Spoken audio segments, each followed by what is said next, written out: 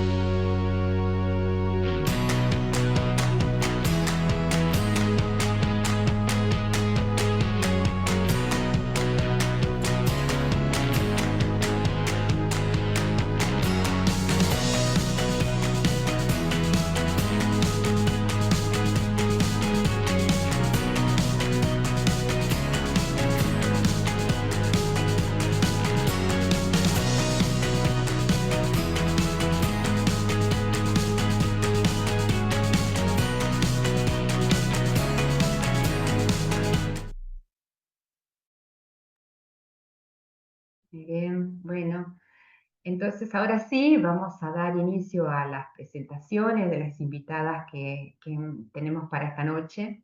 Será un momento que durará este, eh, en total 1 hora y media, no más que eso.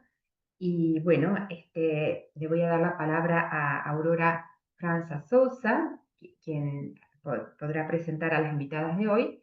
Ella integra el equipo de coordinación del diplomado y también es docente del primer módulo.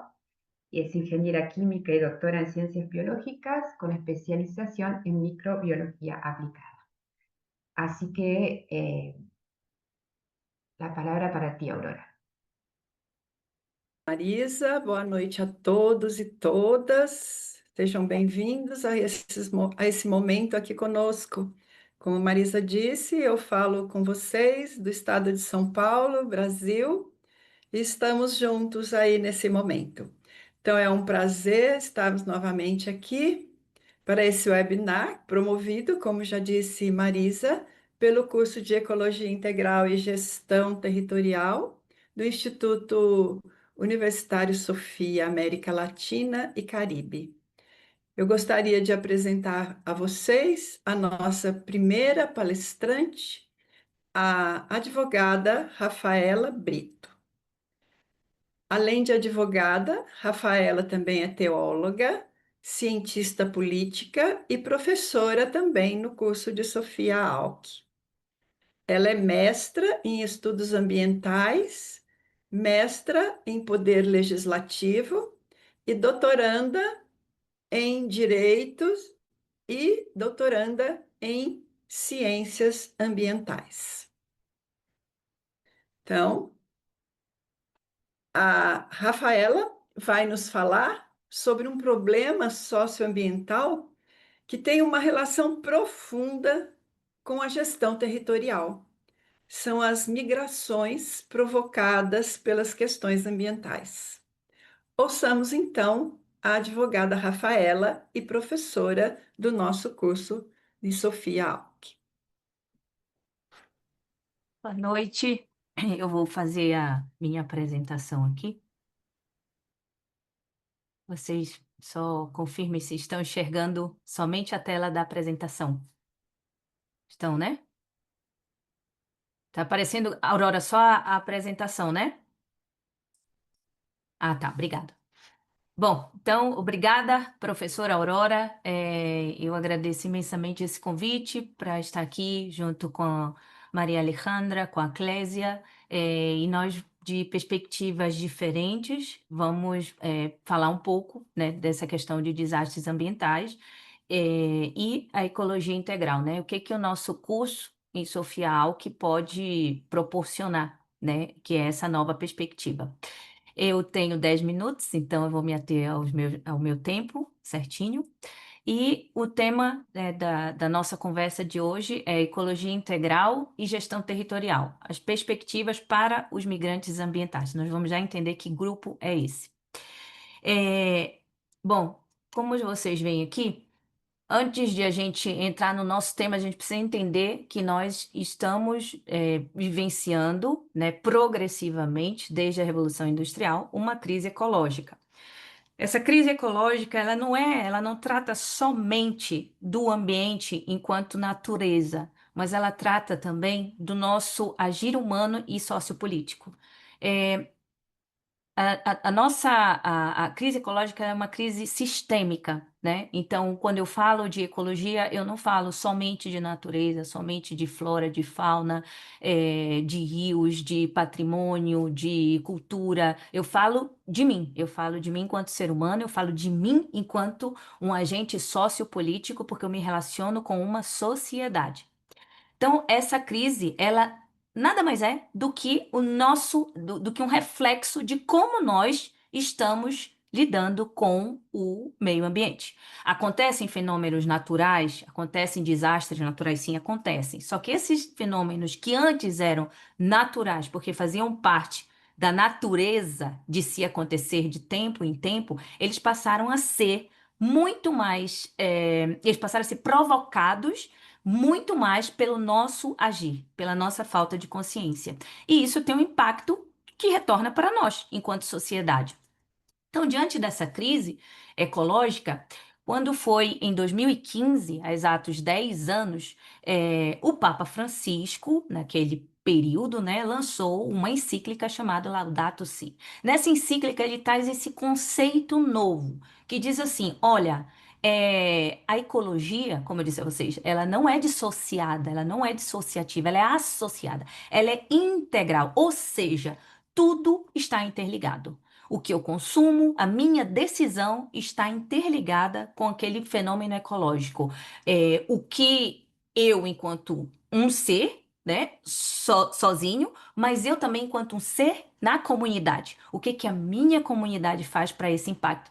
Então, ele trata a ecologia integral como uma ecologia ambiental, uma ecologia econômica, uma ecologia social, uma ecologia cultural, é a nossa ecologia do cotidiano. Como eu disse a vocês, da nossa tomada de decisão e enquanto uma decisão individual, assim como uma decisão coletiva, né? É, e nessa perspectiva de ecologia integral, ele diz assim: olha, nós precisamos procurar justiça intergeracional, porque aqui, a partir do momento que eu, por exemplo, que estou na fase dos meus 40 e meu grupo da fase dos 40 resolve que quer ter um consumo acelerado e insustentável, eu tenho que lembrar que aqueles que estão chegando agora não vão ter direito a ter um ambiente ecologicamente equilibrado. Então, não existe uma justiça intergeracional, porque eu tenho que pensar nas gerações que estão vindo. E diante desse conceito, ele é da ecologia integral, ele diz assim: atenção a todos, nós precisamos voltar a pensar no bem comum.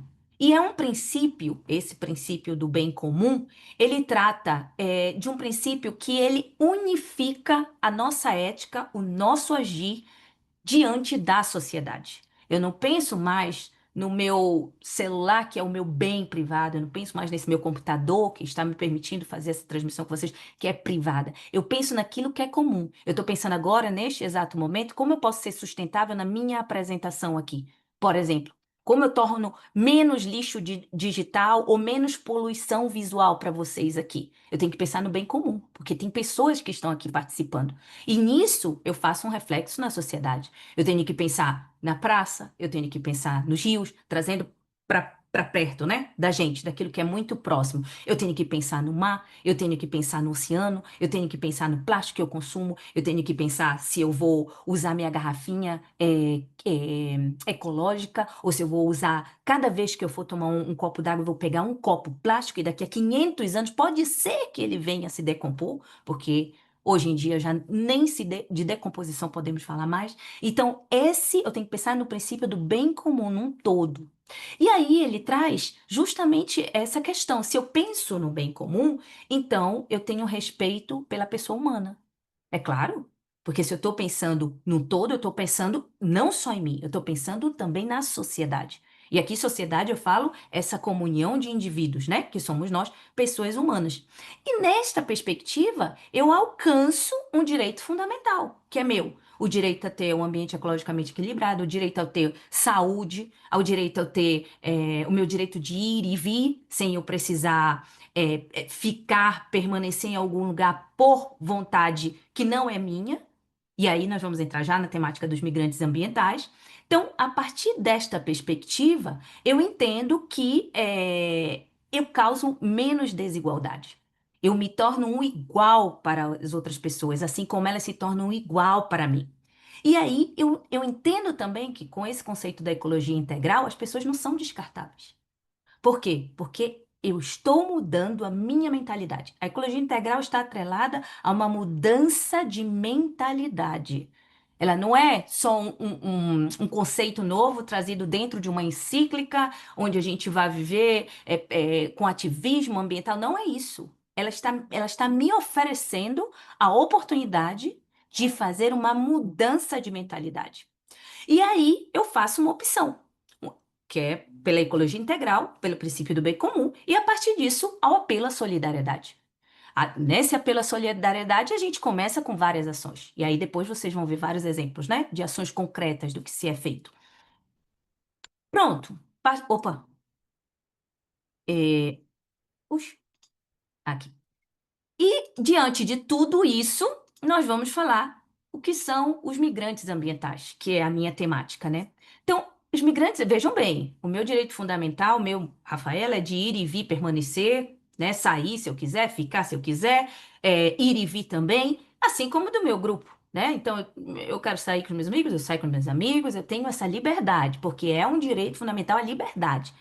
E aí, existe um grupo que não é visível, ou seja, ele é um grupo invisível, porque nós não o conhecemos, né? Muitos de nós não conhecemos esse grupo, que é o grupo dos migrantes ambientais. Então, quem são essas pessoas? Porque a gente vê os refugiados por questões políticas, por perseguição religiosa, por guerra civil, a gente vê tudo isso.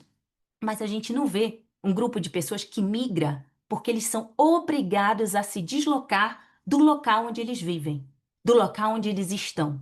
E por que então eles são obrigados a se deslocar, Rafaela? Porque existe uma mudança repentina e gradual no meio ambiente. E que em algum determinado momento vai haver uma incidência muito negativa naquele território. E por conta dessa incidência negativa naquele território, ele vai ser obrigado a sair dali. Só que eu não estou falando de uma pessoa. Eu não estou falando de 100 mil pessoas. Eu não estou falando de 200 mil pessoas, nem de 1 milhão de pessoas. Vocês vão ver os dados assustadores. Eu estou falando de mais de 20 milhões de pessoas no mundo todo que precisa sair daquele local simplesmente porque eles não têm como permanecer lá. Porque houve um furacão, porque houve um terremoto, porque houve um tsunami, porque houve um problema de inundação, de placas tectônicas que fizeram terremotos. Então, porque houve incêndios, como o que a gente tem visto ultimamente, mais na mídia, né? Então, isso são considerados desastres ambientais ou desastres por mudanças climáticas também. Diante disso, a gente vê que essas migrações elas podem ser temporárias ou permanentes. E se elas são permanentes, nós temos um impacto em outro território, que não é, já houve um impacto ambiental daquele grupo, né, de pessoas que migrou, e elas têm que sair dali. E por conta dessa saída dali, existe um impacto, porque nós não estamos preparados enquanto nações para receber pessoas que saíram de suas localidades por conta de problemas ambientais. E por conta disso, eu trago esses dados a vocês dos deslocamentos ambientais. Como vocês vão ver aqui nessa figura, não sei se dá para ver meu cursor, mas nessa figura aqui, esse aqui é só de pessoas que se deslocam numa mesma estrutura territorial, né? Digamos assim, aconteceu um desastre no Brasil, aquela pessoa se movimentou no Brasil. Aqui eu trago, eu nem entrei no mérito de mudanças de países. Aqui eu trago esse dado. Então vocês vão vendo que 2014 foi mais de 19 milhões. Quando foi em 2022, chegou a mais de 32 milhões de pessoas. E aí, em 2023, digamos que caiu, né? Foi para 26 milhões de pessoas. E do lado esquerdo, vocês vão ver, por exemplo, esses pontos aqui, que são desse site que faz esse monitoramento. Existem vários tipos de desastres ambientais, como eu falei a vocês, né? Então, eles podem ser, como eu também citei, né? Terremotos, inundações, queimadas, tsunamis. Vejam, nós estamos completamente à mercê de problemas ambientais, ou seja, de problemas nessa gestão territorial. E aí, por conta disso, vocês vão me perguntar, e qual é a relação, então, com o território? Acontece que quando eu falo de território, eu falo de um espaço físico, eu falo de um espaço produzido socialmente, ou seja, existe uma sociedade, né? Porque não é só um território físico, existe uma sociedade que mora naquele território, existe uma economia que acontece dentro daquele território, onde as pessoas compram, onde as pessoas consomem, onde as pessoas estão interligadas por esses fatores, e um espaço político. O espaço político é importante porque é um espaço decisório. E não só isso, como de tomada de decisão do que vai acontecer naquele território, o que é permitido e o que não é permitido. Aqui eu trago para vocês, por exemplo, entrando na questão do Brasil, eu trago aqui para vocês os exemplos dessas comunidades quilombolas. Trouxe algumas, né? Então a gente vê essas aqui no norte do Brasil, vemos essas aqui pelo Nordeste, e aí eu entro na gestão territorial. Vejam bem, falamos que é um espaço físico, social, econômico, político, e o que que acontece? Se esse grupo que nós tratamos antes, né, desses migrantes ambientais, se deslocam para um território que existe uma comunidade quilombola, existe uma comunidade indígena, existe uma comunidade, reservas ambientais, existe o espaço onde as pessoas mais convivem, que é o espaço urbano, existe o espaço rural. O que que acontece com esse grupo? Eles não têm a minha cultura, eles não têm minha religião, eles não têm meu hábito, eles não comem o que eu como. O que que acontece? Aqui nós temos um problema socioeconômico vindo de um problema socioambiental, não é?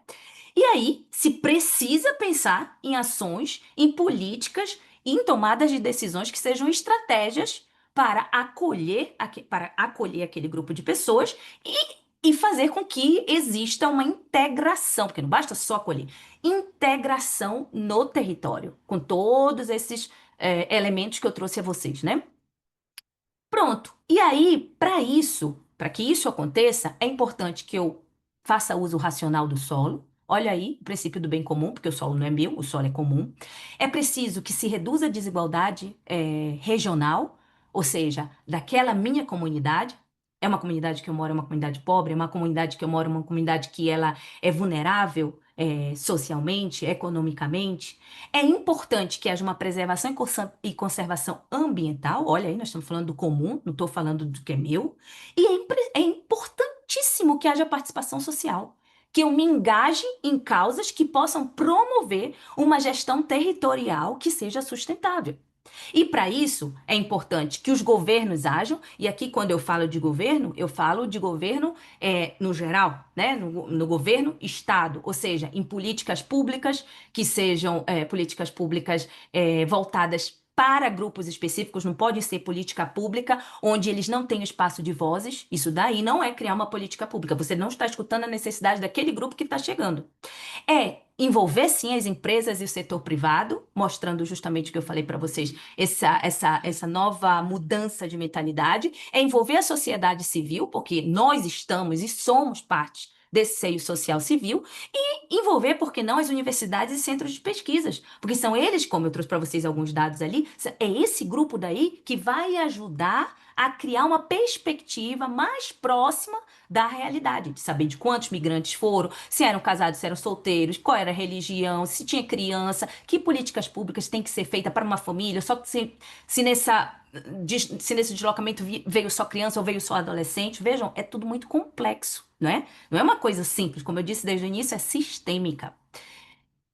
E aí, quando o território é mal planejado ou explorado de forma insustentável, quando o desmatamento afeta o clima local e pode causar seca, quando a expansão urbana desordenada aumenta a vulnerabilidade, quando o uso intensivo do solo agrícola leva à degradação da terra e à desertificação, o que é que vocês podem esperar? Senão que nós não temos condições de acolher um outro grupo, porque nós já temos todos esses problemas, como, né, desde o início foi tratado, problemas socioambientais. E, Rafaela, então, eu não entendi. Qual é a relação, então, dessas migrações ambientais com a gestão territorial? A relação que existe é que, por existir um grupo, como eu disse a vocês, que até então nós achávamos que eles fossem invisíveis, né? Mas agora vocês já sabem que eles existem, né? São visíveis. Então, para que nós possamos acolhê-los enquanto nação, enquanto país, enquanto povo, é importante proteger essas áreas de riscos. Com políticas de preservação ambiental. É importante fortalecer as comunidades locais, e aqui, quando eu falo de comunidade local, eu falo da comunidade quilombola, dos povos tradicionais, dos ribeirinhos. É importante preservar toda essa cultura ancestral. É importante criar uma infraestrutura de resiliência. O que quer dizer isso? Quer dizer que quando se for construir uma casa, que seja uma casa pensada para aquele grupo, né? Por exemplo, na Amazônia, não se cria, com os ribeirinhos, eu não posso construir casas que sejam de alvenaria. Eles têm a estrutura de casas que eles vivem, porque não é só a estrutura, é o que aquilo na cultura deles representa, né? Então, acolher esses migrantes com um planejamento urbano sustentável, criar políticas para a acolhida desses migrantes. E aí, por fim, terminando então, eu deixo algumas perguntas. Existe então alguma relação entre ecologia integral, essas migrações ambientais e gestão territorial? Se vocês acharem que existe ou não existe, né? Quais seriam? Que relações seriam essas entre essa tríade? E deixo para vocês uma frase do Papa Francisco: das mãos de Deus recebemos um jardim. Aos nossos filhos não podemos deixar um deserto. E essa é a minha foto, bem na minha terra, sobrevoando o Pará, né? Aqui em Belém. E ela é muito significativa porque vocês podem ver que nós tratamos do céu aqui em cima, lá atrás a terra e aqui o rio, né? E, obviamente, a minha interação, que é por meio de um avião, junto a esses bens comuns. Então, muito obrigada.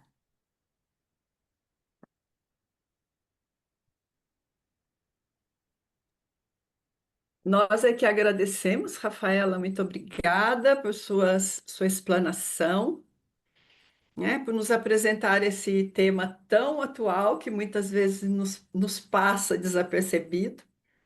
Temos certeza que agora vamos olhar e enxergar esse grupo invisível do qual você falou e, a partir daí, pensarmos qual é a nossa posição, como a gente pode intervir nessa situação, trabalhando por esse país, por esse planeta, né, mais humano, mais fraterno, mais sustentável, que a gente não quer transformar num deserto, mas num planeta vivo e bom para todos nós. Muito obrigada, Rafaela.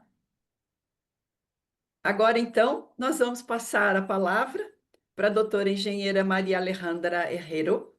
Ela é engenheira agrônoma, mestra em política e gestão da ciência e tecnologia e doutora em saúde ambiental.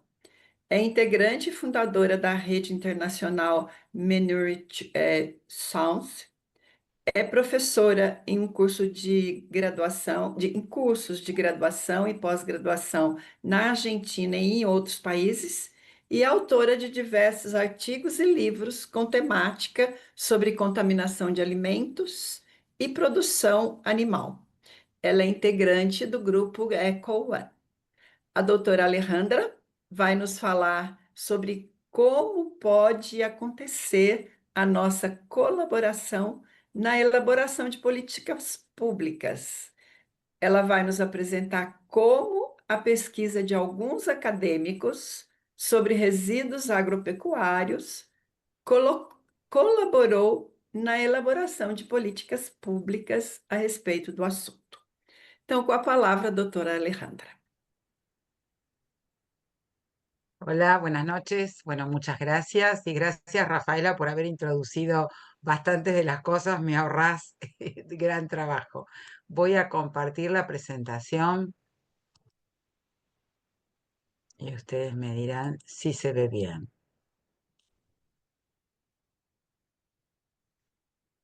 Bueno, como bien dijo Aurora, en mi caso yo trabajo en la Argentina y vamos a hablar de un tema que es la producción primaria de leche, o sea, muy puntual, pero que en muchos de los países que se dedican como base a la producción de alimentos, existe un problema ambiental asociado a esta producción.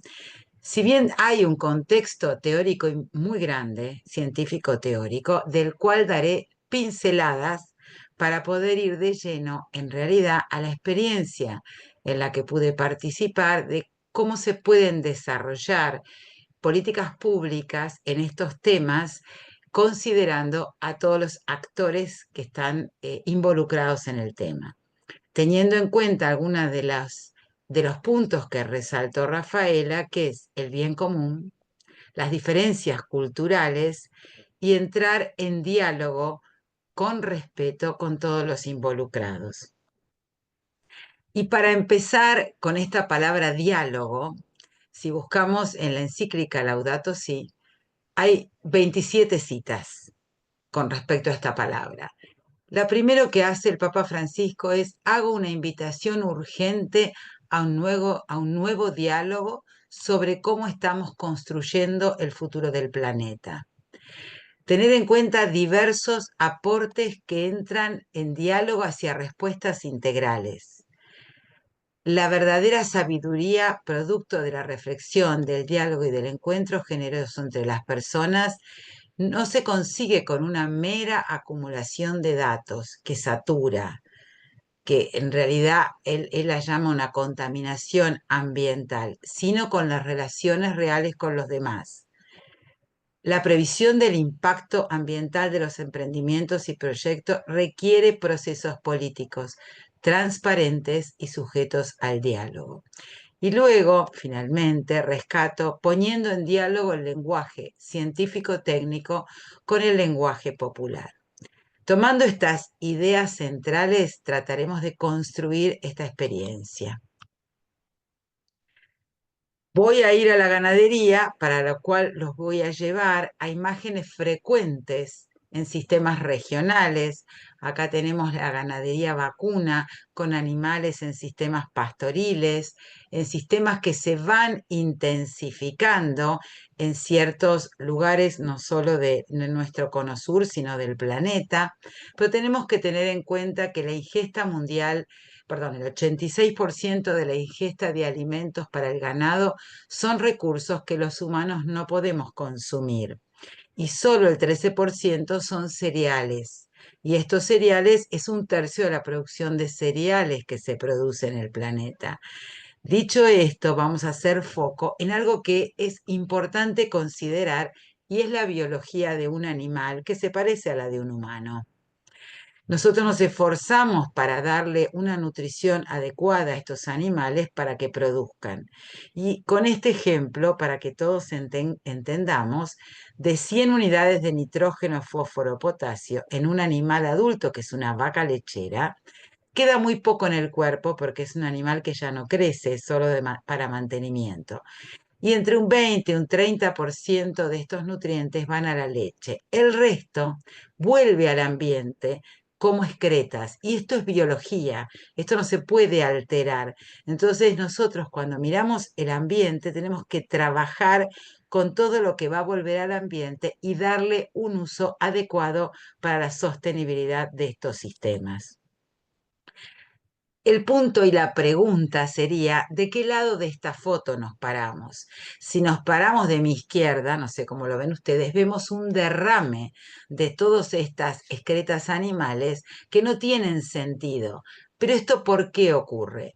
Porque nos paramos del lado en que consideramos que todo esto es un residuo que no sirve y que nos lo tenemos que sacar de encima. En cambio, si nos paramos del otro lado de la foto, de la diapositiva, vemos un montón de prácticas de reuso de estos residuos como recursos para el suelo. Es entonces que esta tecnología, que es donde nosotros creemos que esto va a tener una utilidad, no es nueva. Si nos remontamos al Imperio Romano, ellos antes de expandirse en toda la zona de Roma, las chacras, las granjas, tenían animales en los establos y se usaba este estiércol para abonar con un valor muy interesante, que son 30 toneladas por hectárea.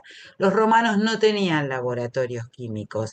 Hoy este es uno de los valores que se usa para dosificar el aporte de cómo aportar estas excretas al suelo, y se usan 30 toneladas por hectárea. O sea, esto es una curiosidad científica. Cuando nosotros vemos a los productores, tenemos que ponernos también del lado de ellos, que enfrentan una serie de presiones para producir los alimentos. No solo cuestiones ambientales como cambio climático, medio ambiente, biodiversidad, sino cuestión de acceso a los mercados, cómo se toman las decisiones, la seguridad laboral, nuevas tecnologías, certificaciones y regulaciones, bioseguridad, bienestar de los animales. Aparece esto de la gestión de residuos y hay una mirada pública hacia lo que son estos procesos productivos. Entonces hay que ver cómo se perciben estos problemas ante todos estos riesgos ambientales a los cuales están sometidos. Para entender esto, hicimos un trabajo este trabajo se hizo en la zona del Cono Sur, con profesionales de Embrapa de Brasil, con el INIA de Chile, con el INTA de Argentina y con las universidades de Argentina, Uruguay, Brasil y Chile. Entonces lo que hicimos es, para empezar a trabajar en un tema, lo primero que hay que sentarse a ver es qué es lo que creen los actores que participan de este problema. En este caso eran productores lecheros, empleados, estudiantes de universidades de educación superior orientados a las ciencias agropecuarias, los profesionales que asesoraban los establecimientos, los que proveían de equipamiento y investigadores universitarios y participantes de distintos lugares en instituciones públicas. Entonces les preguntamos si queríamos mejorar la gestión de todo este problema, qué cosas se necesitaban. Entonces algunos hablaban de manuales, de laboratorios, de personal calificado, equipamiento, y muchos decían, como no hay ninguna legislación que nos obligue, este es un tema que no nos interesa resolver. Y esto también dependía de qué actor social y qué país y en qué contexto cultural eran estas respuestas. Una vez puestos ahí, empezamos a averiguar como grupo qué antecedentes internacionales teníamos. Y fuera de la zona latinoamericana, veíamos que tanto Estados Unidos como la zona lechera de California, Australia, Nueva Zelanda y la Unión Europea, desde hace muchos años, decían, todo productor que se dedique a producir un alimento tiene que manejar sus residuos dentro de su predio y no puede verterlos hacia afuera, no los puede tirar a un arroyo, no los puede tirar a un camino, etc. Entonces ahí empezamos a averiguar qué pasaba en la Argentina. No solo no era obligatorio, sino que no estaba contemplado en ninguna legislación la palabra abono del suelo. En todas aparecía el suelo, pero como tratamiento. Y este concepto innovador para toda la región, que era el uso agronómico de estos residuos, no estaba contemplado. Es aquí donde empieza la experiencia de la construcción de esta política pública. Del 2012 al 2015 se reunió un grupo de investigadores, ahí tuve la oportunidad de participar, que como verán hay distintas, o sea, cada uno pertenecía a distintas instituciones con distintas miradas. Nos llevó 3 años de trabajo en esta historia, empezar a pensar cuáles eran las realidades de cada zona de producción lechera del país. Lo que hicimos fue primero investigar y confeccionar un mapa legal. Estos puntitos que ven, este mapa estaba a disposición de cualquiera, tiene acceso libre, y uno tocaba un globito y salía toda la legislación ambiental asociada al tema de residuos agropecuarios en cada región. En el medio de eso, algo que tuvo que ver con este diálogo cultural, diría yo, nos dedicamos a desarrollar algo que denominamos acuerdos mínimos. Era qué significa para cada uno de nosotros todas las partes de este problema y cómo podíamos acordar determinadas cuestiones que cualquiera de nosotros que pudiera estar hablando con un interlocutor, ya sea de una institución pública, de un productor agropecuario, de un asesor, dijéramos todos lo mismo. Llegar a este consenso fue ida y vuelta de 3 años de trabajo. Y como producto, además, se logró generar una herramienta de soporte de decisión para aquellos productores que querían empezar a trabajar este tema. Ahí empezamos a trabajar en el concepto de uso agronómico y era cómo transformar todo esto que parece un residuo que tiene olor, que nadie lo quiere tener cerca, etcétera, en un producto que tuviera un valor importante.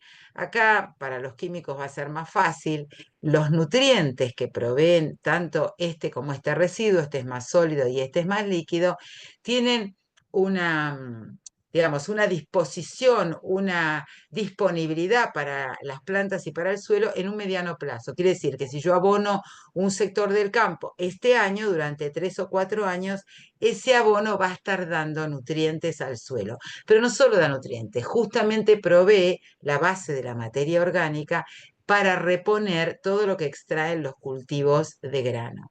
Además, empezamos a trabajar en cómo sistematizar los predios rurales para que esto no se pudiera aplicar en todos lados. Si yo tengo un río que me atraviesa el campo, obviamente no puedo aplicar al lado del río porque esto va a tener una serie de inconvenientes técnicos. En paralelo, y yendo a este tema de respetar lo cultural de cada provincia. Esta es la región central productora de la Argentina, la que llamamos la región pampeana, que tiene muchas provincias, es el centro productor del 90% de la producción agroganadera del país, hablando de cultivos de gran escala y de vacunos sobre todo. Y lo que vimos que cada provincia tenía una ley distinta y también una manera de trabajar. Entonces, no era lo mismo aquí en la provincia de Córdoba y Buenos Aires con la provincia de Santa Fe, con la provincia de Entre Ríos o de La Pampa. Respetando esta, digamos, esta mirada cultural de cada región, los que se lanzaron primero al desarrollo de estas normativas fueron la provincia de Córdoba y la provincia de Buenos Aires. Yo participé todo el tiempo en la generación de las normativas de Buenos Aires y colaboré mucho en la provincia de Córdoba. Como ven, todos estos sellos son lo interesante de ver acá que tenemos todas las instituciones que tenían que ver con el problema, pero además y sobre todo en la provincia de Buenos Aires, las mesas gremiales de todos los productores de la cadena de producción de leche. O sea, no solo estaban las instituciones públicas y las de investigación, sino también los productores representados por sus gremiales. Esto llevó muchísimo trabajo desde diálogo con los productores chicos en distintos momentos, mesas gremiales del sector donde se hicieron talleres a lo largo de todas las zonas productoras de la provincia y instituciones provinciales ya representantes de distintas instituciones a nivel provincial que tenían que luego aplicar estas normativas. Con lo cual, lo que quiero mostrar como se empieza a trabajar desde las bases para generar una política para todos y que pueda ser aceptada por todos. Como faltaba contenido teórico, trabajamos en un manual de gestión de todos estos excretas, se llaman purines, en producción de leche, pero pensando en que lo pudiera comprender todos los productores y que esto a su vez ayudase a la gestión territorial de los predios, con marcos teóricos muy claros, con recomendaciones de buenas prácticas muy explicadas. Esto no se hace porque tablas, esquemas y a su vez hasta cómo construir un pozo de agua, una perforación, y con listas de autoevaluación para ver qué es lo que no hago, por qué no lo hago, qué me faltaría para hacerlo. Esto a nivel local. A nivel regional, participamos con esta es una organización brasilera que trabaja en lo que es justamente el manejo de los residuos agropecuarios. Vimos que lo que faltaba era un glosario de términos. Hay términos que se dicen en inglés, hay términos en portugués que quieren decir otra cosa, en Chile se dice distinto, en Argentina también. Esto fue un trabajo de 2 años y medio, de que hay un manual, todo está disponible en internet, donde están todos los términos asociados a la producción animal y sus residuos en portugués, inglés y español. O sea, y español cono sur, porque decidimos que el sector norte también había otros términos. Por ejemplo, esto anecdótico, estuvimos como 3 meses acordando qué significaba la palabra guano.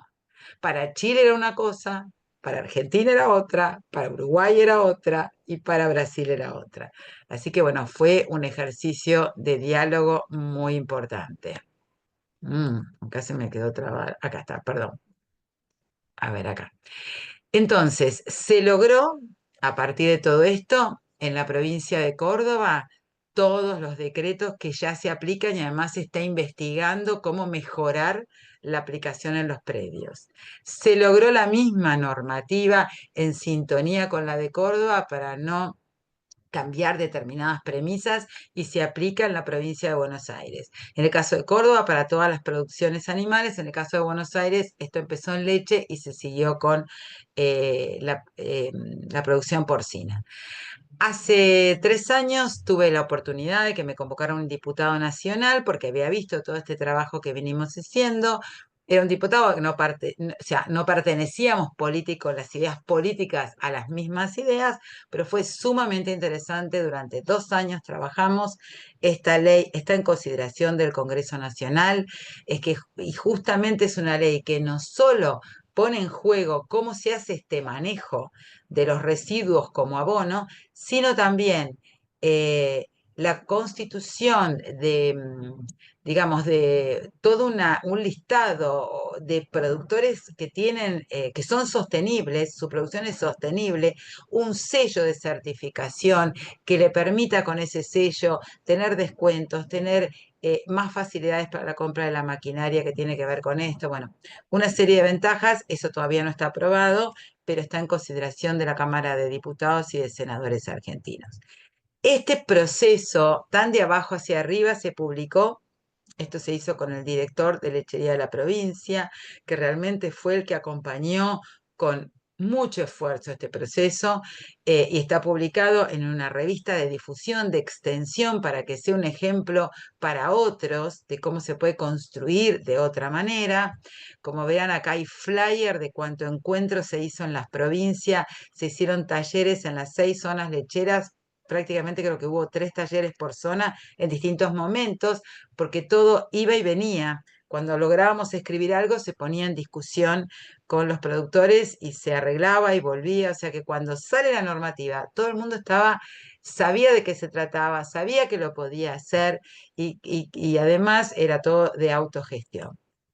Y finalmente, algo que es importante en todo lo que es ambiental y agropecuario, que a lo mejor cuesta más, es un camino que no tiene vuelta atrás. Lo interesante de esto, que a diferencia de otras actividades productivas, la solución tiene que estar en ese lugar, con las características y la gente, y se puede resolver con tecnologías de costos muy amplios.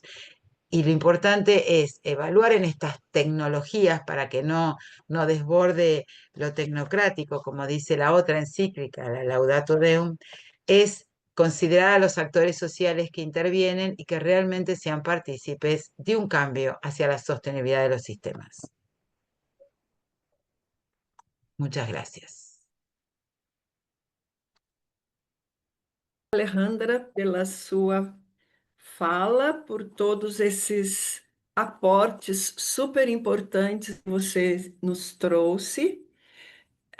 Além de vermos como uma equipe acadêmica consegue junta fazer um trabalho para manter essa saúde do nosso planeta, esse cuidado com a casa comum, né?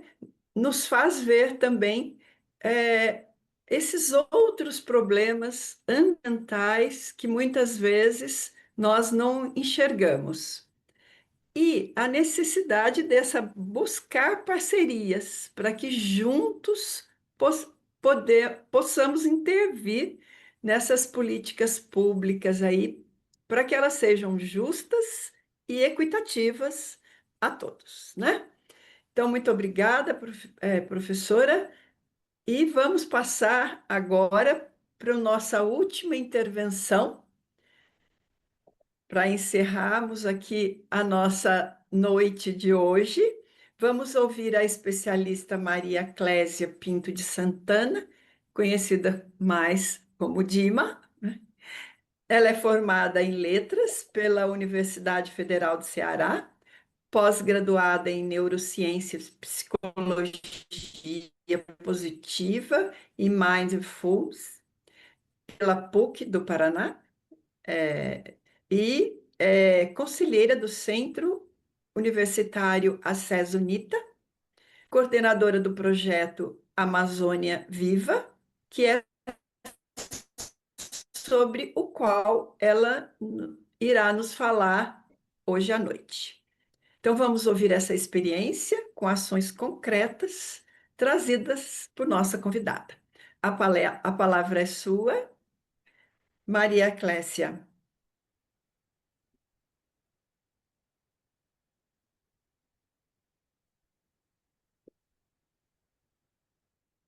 Boa noite a todas, boa noite a todos. Chego aqui com muita simplicidade, de ponta de pés, e pedindo permissão para oferecer essa microexperiência, que é o projeto Amazônia Viva,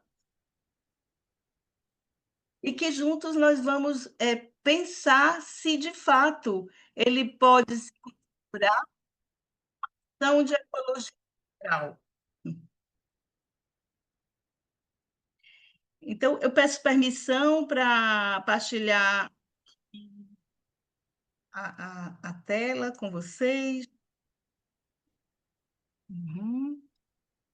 Ok. Se vocês conseguem ver, por gentileza. Ok? Sim? Sí. Então, o projeto Amazônia Viva, ele tem um Clésia, por objetivo que favor, é clique. exatamente integrar 3 elementos: espiritualidade, desenvolvimento socioeconômico, e se fez a pergunta: o que a espiritualidade tem a ver com a economia e com a justiça climática? E a partir da tentativa de responder essa pergunta, nós entendemos que era muito importante trabalhar pelo bem viver de todas as pessoas na Amazônia, a partir da valorização dos saberes desses povos ancestrais. Clécia, Eu pode tenho a ampliar, impressão que Clécia, pode ampliar a imagem, a apresentação? Eu acho que ela congelou. Sim. Ela não tá. A internet não tá funcionando bem. social. Oi? Vou... Clésia, tá escutando a Sim, gente agora? eu estou eu estou escutando. Vocês me escutam? Sim, agora sim. Se tu puderes colocar na apresentação, no modo apresentação, o teu PowerPoint. Ah, ok. Vamos de novo. Eu vou a partir do... Ok. E agora? E agora? Ainda não está aparecendo, Clésia. Ainda não se vê. Tá. Um Isso. minutinho, eu faço mais uma tentativa, tá bem? Ok. Eu não sei se vai te ajudar, mas tu deixaste de compartilhar. Então tem que voltar a compartilhar aqui no Zoom, tá bom? Ok. Pronto. Combinado. Combinado.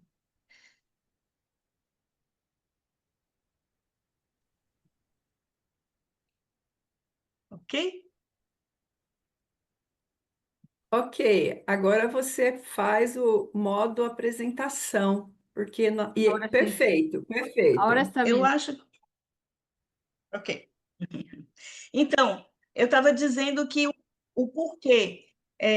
A questão também que as práticas religiosas naquele território têm adotado algumas posturas de eliminação dos aspectos culturais daqueles povos. E outro elemento que a gente percebeu ao estudar aquele território é exatamente que as pessoas ali não têm um apoio para poder desenvolver suas habilidades empreendedoras e poder gerar nova renda. E que um alto índice da juventude estava deixando as suas comunidades buscando outras oportunidades em outros lugares. E aí, esse ano, que é o terceiro ciclo de operação do Amazônia Viva, nós entendemos que era muito importante trabalhar em 3 eixos: o florescimento humano, porque as pessoas precisavam sair da situação de vulnerabilidade com suas próprias pernas, mas, sobretudo, entendendo quais são as suas potencialidades e, logicamente, quais são as suas fragilidades. É claro que o projeto deseja trabalhar na lógica da floresta em pé. Porque não existe floresta deitada. Não faz sentido uma floresta deitada. No entanto, a floresta só ficará de pé se as pessoas estiverem de pé. E outro elemento, outro eixo, é o empreendedorismo de base comunitária, que se inspira cada vez mais no fato de empreender, se inspirando nos valores e nos princípios da economia de comunhão. E também sentíamos o desejo muito forte de ampliar as vozes dessas pessoas, as vozes dos amazônidas. E, para poder, eu destaquei essa palavra integrar, porque eu acho que ela tem tudo a ver com o propósito desse percurso de formação de ecologia integral. Então, para poder integrar espiritualidade, economia e justiça climática, nós pensamos que era muito importante estudar com as lideranças locais modelos e tipos de desenvolvimento que olhe para o aspecto socioeconômico, ambiental, mas que não deixe de considerar os saberes ancestrais. Algumas realizações, só para vocês terem ideia. Como sabem, o ano passado foi uma das maiores secas dos amazônicos. E esses líderes ligados ao projeto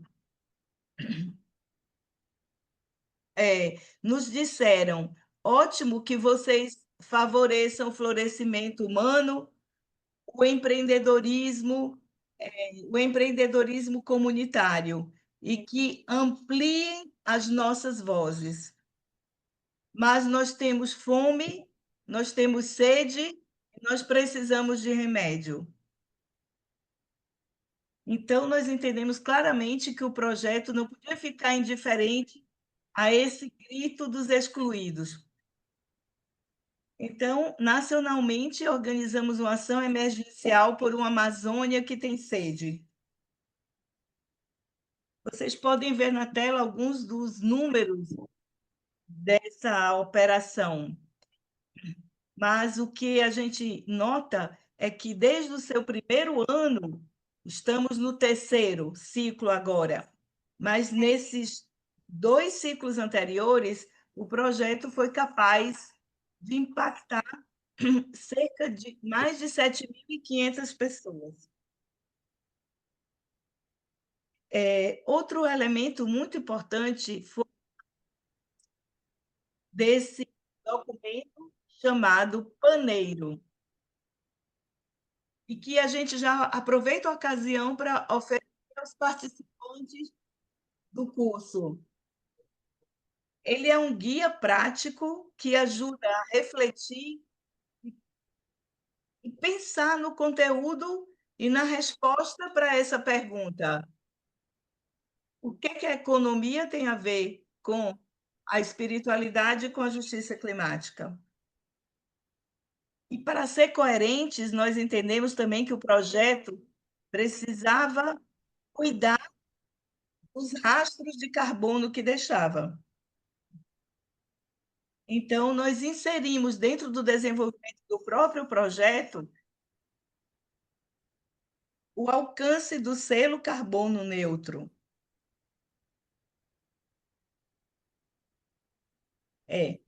Nesse momento, o que está em operação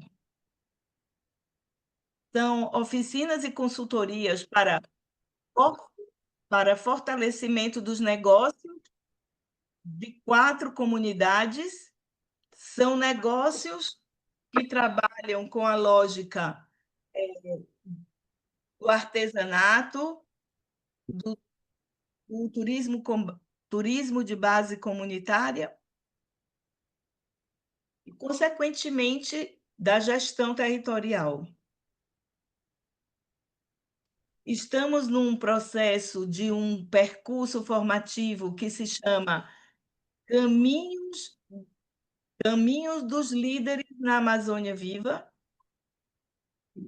e concluímos no final de semana passado um evento chamado Banzeiro, onde a gente colocou de novo essa discussão. Aonde está a conexão entre essas três frentes? E conseguimos fazer uma perspectiva de que modo nós podemos contribuir com a COP30. Estão programados também uma jornada Amazônia Viva, que é um curso EAD, em parceria com a Faculdade Católica de Rondônia. E também está previsto esse Fórum Socioambiental, Fórum Econômico Socioambiental, nos primeiros meses de 2026. Estou chegando à conclusão. Seria muito ousadia afirmar que o projeto, de fato, é alinhado com a ecologia integral. Talvez vocês mesmos possam nos ajudar ao fazer esse processo junto à Sofia América Latina. Eu quero apenas destacar que, se a ecologia integral, como nos lembrou bem a Rafaela, tem a ver com o fato de que reconhecer que tudo está interligado, que é preciso buscar um relacionamento harmônico entre os seres humanos e o meio ambiente,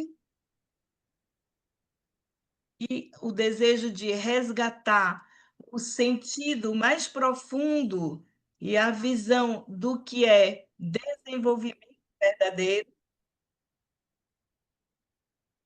e que une o bem viver e desenvolvimento socioeconômico, nós conseguimos a gente consegue ver minimamente esses elementos no bojo desse projeto. Essas são as organizações que compõem o projeto Amazônia Viva, a Rede Eclesial Panamazônica, depois a Rede Amazonizar, que é uma rede de diálogo ecumênico interreligioso, um outro movimento internacional chamado Outra Economia, e temos também o apoio da Pórticos, e a Economia de Comunhão é a organização âncora. Eu agradeço essa possibilidade de oferecer a vocês esse serviço que nós estamos construindo juntos ali na Amazônia.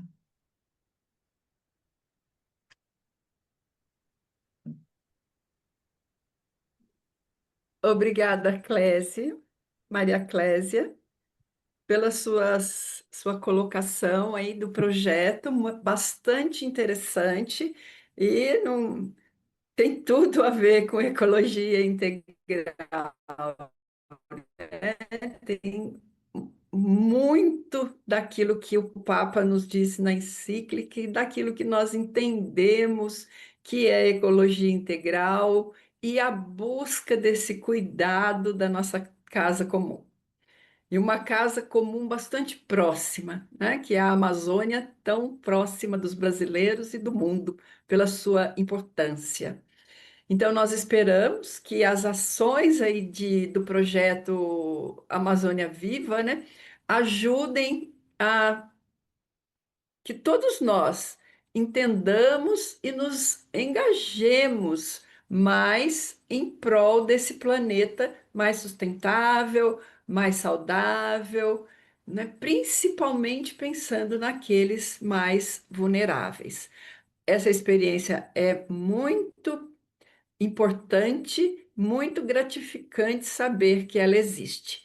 E bom deixar depois também o link aí para que as pessoas, o endereço, né? Para que as pessoas possam acessar e conhecer um pouco mais desse projeto tão importante que vocês estão realizando. Muito obrigada, viu, Maria Clésia? E para nos ajudar com nossas ações, né? Nós temos um convite e uma proposta para fazer para vocês. Então, deixo a palavra com a Marisa aí, que vai fazer essa proposta a todos.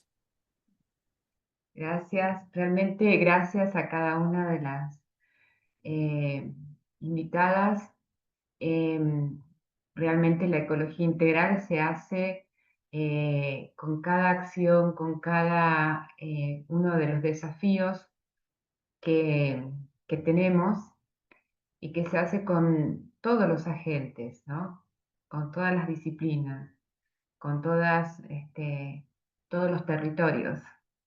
Así que bueno, como habíamos dicho, era una degustación de lo que también queremos proponer con el curso de formación, un diplomado para español, un curso de extensión universitaria en portugués. Y ahora, muy brevemente, habíamos pensado un momento de preguntas sí, de respuestas a preguntas o inquietudes que hubieran surgido, pero no han hecho ninguna, así que todavía queda abierto si hay preguntas también a raíz de esta explicación que muy breve que daremos sobre el diplomado.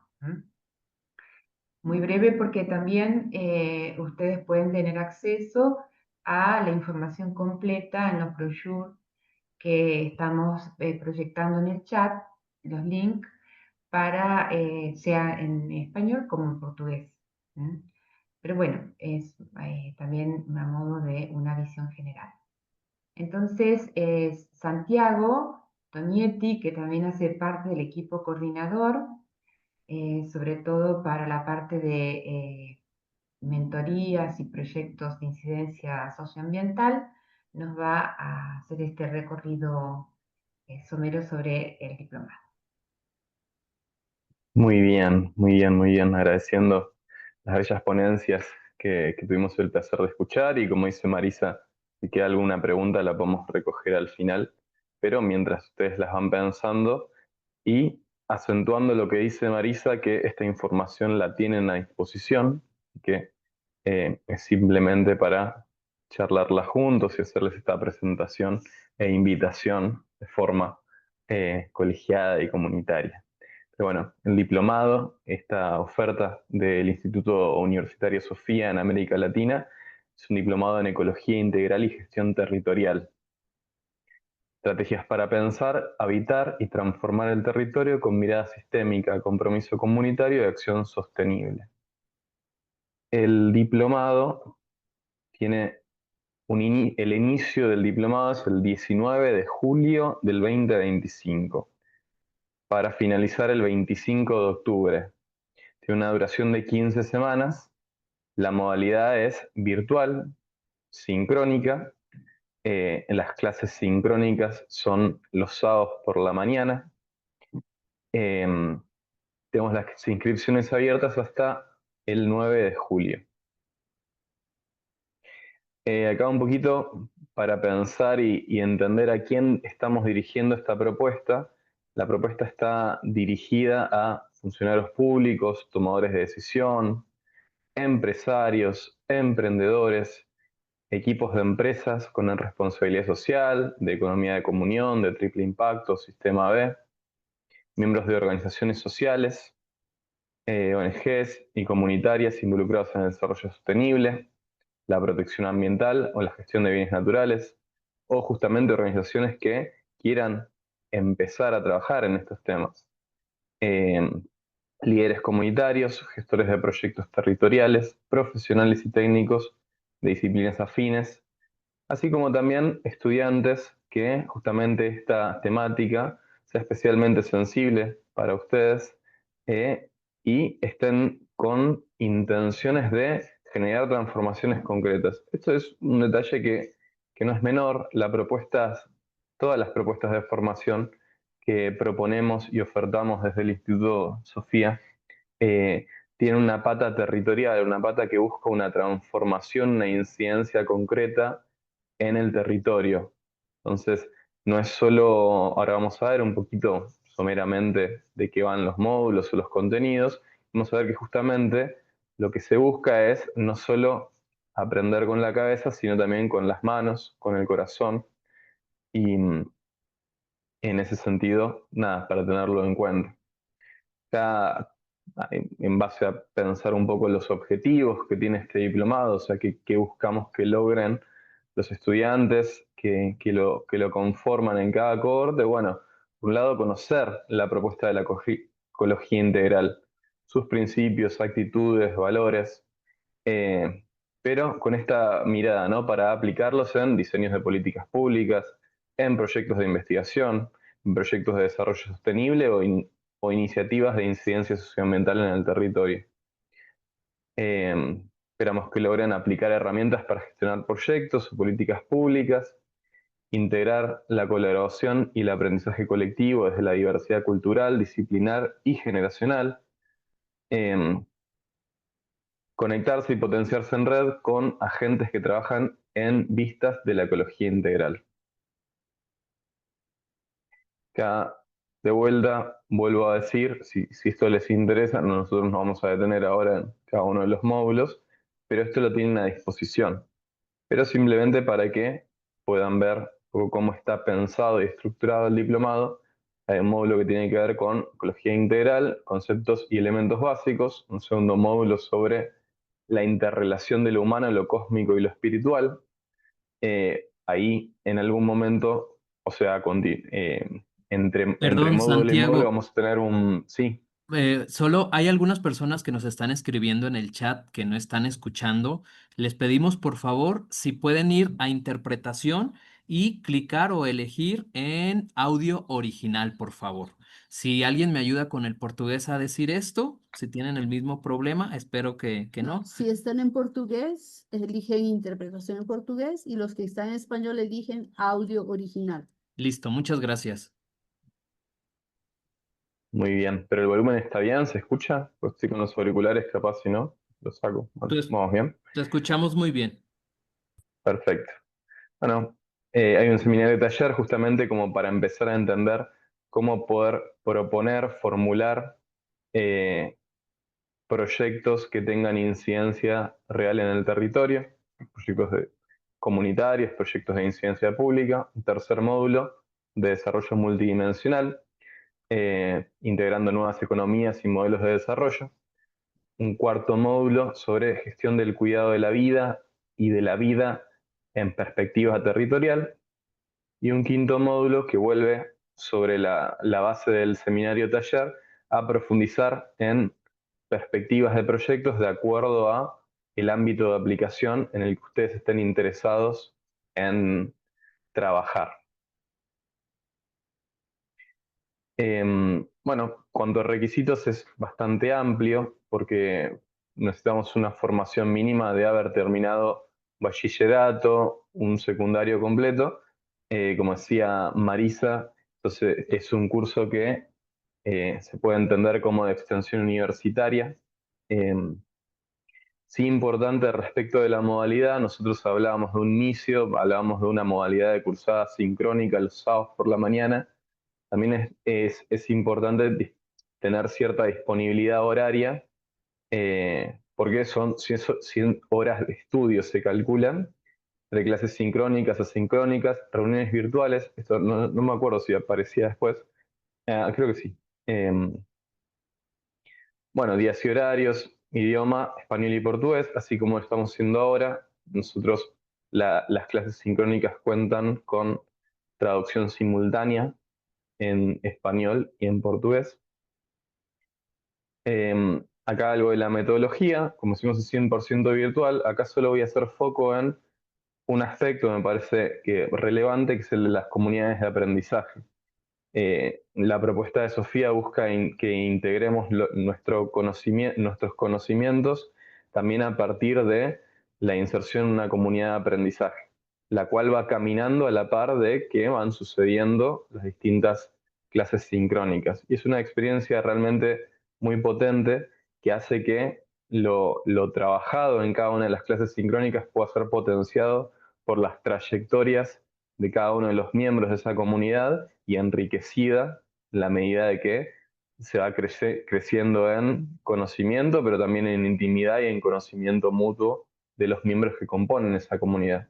En ese sentido, el acompañamiento que hace Sofía es un diferencial muy importante respecto a otras ofertas académicas.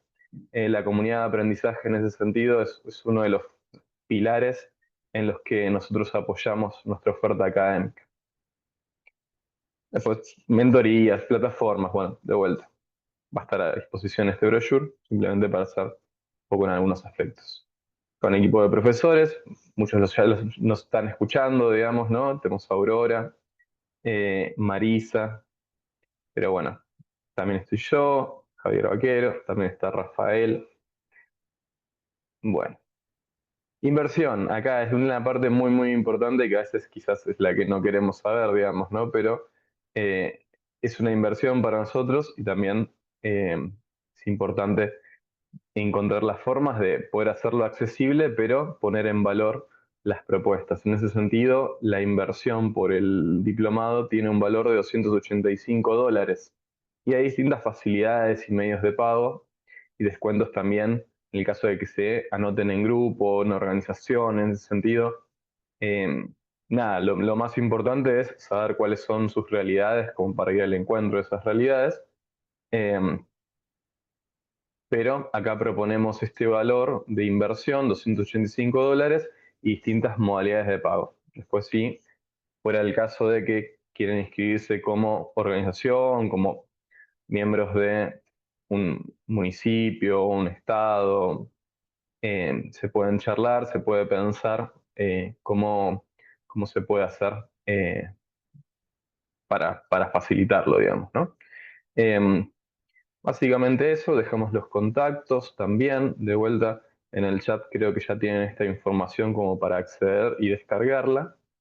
Nada, agradecerles por su tiempo, ahora sí, si hay preguntas en el chat podemos volver a, a nuestros ponentes, agradeciéndoles nuevamente por haberse hecho el tiempo de compartirnos estas experiencias y nada, muchas gracias. Agradecemos realmente la participación y será hasta la próxima entonces. A ver si puedo ponerlo yo.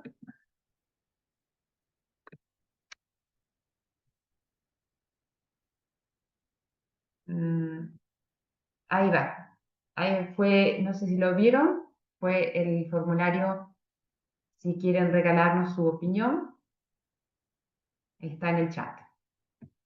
Estamos viendo todos los agradecimientos y los comentarios que están haciendo, así que les agradecemos también mucho por eso. Bueno, entonces, muchas gracias y esperemos vernos pronto, aunque no nos hemos estado viendo, nosotros al menos no los vemos a ustedes, pero sí sabemos que están. Gracias también por todos los comentarios. Hasta pronto.